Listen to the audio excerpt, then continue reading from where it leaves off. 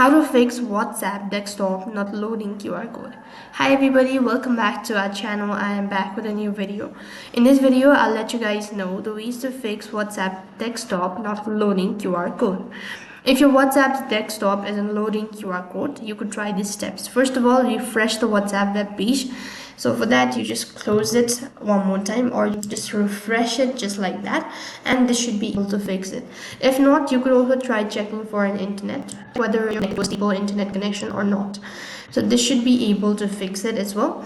If this is not the case, then you could also try clean your cache. So for that, go to the new tab and tap on the three dot icon. After which, go to settings, and when you go to settings here, you want to go to privacy and security, after which you could go to delete browsing data, and then you could go ahead and delete your cache or delete your data as well.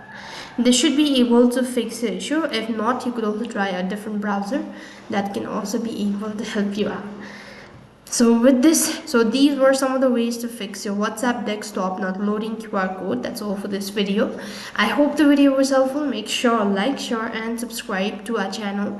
Thank you for watching. See you in the next video.